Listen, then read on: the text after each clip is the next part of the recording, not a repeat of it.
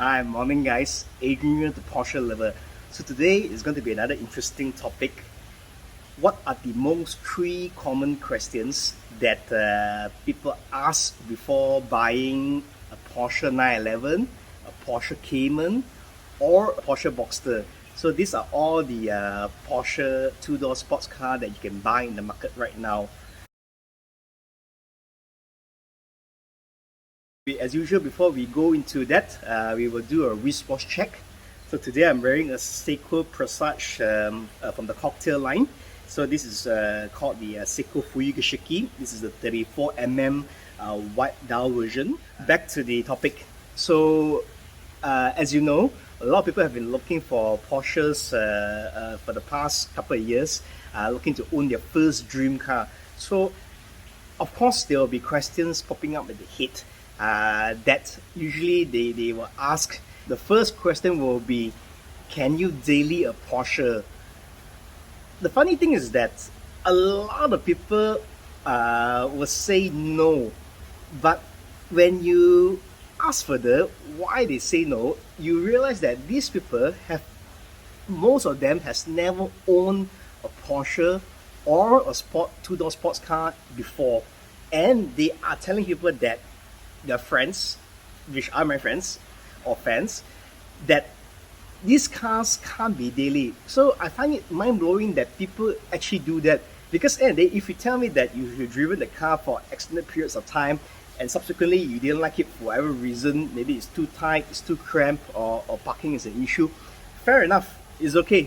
But the fact is that most of them don't even own a two-door sports car, and they're telling people that the car can't be daily. So to dispel all that myth and all that fake news out there, the answer is yes, you can daily the car, which I've been doing. So you can see the Golf, my Porsche 997, 911, the back of me. I've been dailying the car for the past 3 years, of course, until the Boxster came along. So yeah, the thing is that these cars can be daily. You can bring it for grocery, you can bring it for shopping. I've even had friends who strap a baby seat at the back of the car. So that is how doable as a family car is. Of course, granted, it's not the easiest family car if you compare it to a four-door sedan. But what you're getting is that you are driving a Porsche 911 two-door sports car and you can daily the car. I mean, how insane is that?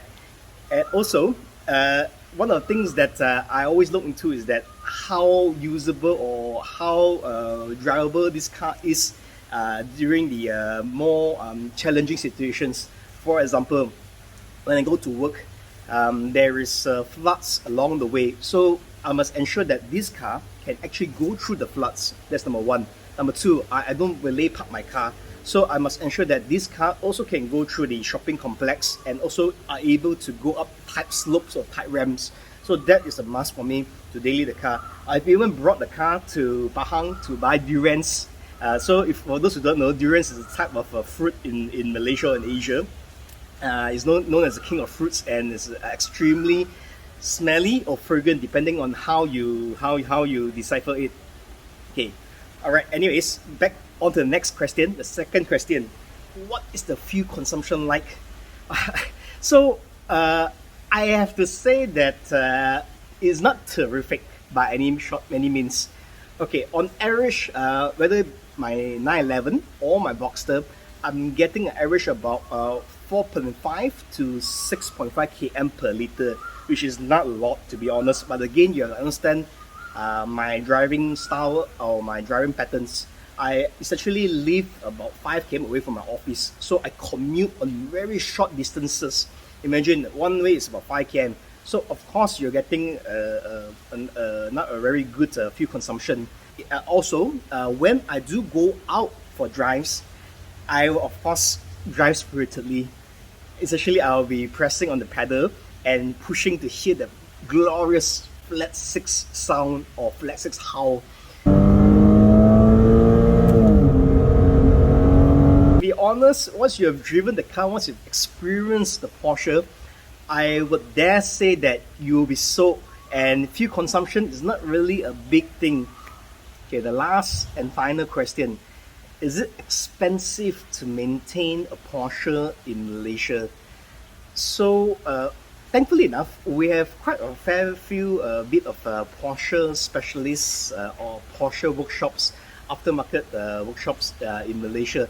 So I feel that there's not an issue to maintain it at the reasonable cost. So what is the reasonable cost? You might say. So I would always use this example. So I have another car, a W205 C200 C class. So when I bring it back to the service center, the authorized service center, the brake pads of that car, of the C class, it actually costs more than my Porsche's OEM brake pads. So when I say OEM, it is actually I'm referring to Brembo brake pads, because Porsche actually sources their brake pads from Brembo as well. So when I use Brembo brake pads on my Porsche, is on my 911 to be exact, is actually more cost effective than changing the original set of brake pad for my C class W25 C200. So you can see the differences there. So the thing is that when you buy a Porsche, it always depends on the previous owner. So how the owner took care of the car. So for my experience, you'll be essentially looking about around 10,000 to 20,000, which is around 2,500 US dollars to begin with, initial amount you put into the car itself. And in the next video, I will deep dive what are the 3 buying tips for a Porsche. In the meantime, stay safe guys, take care, and see you in the next video. Cheers guys.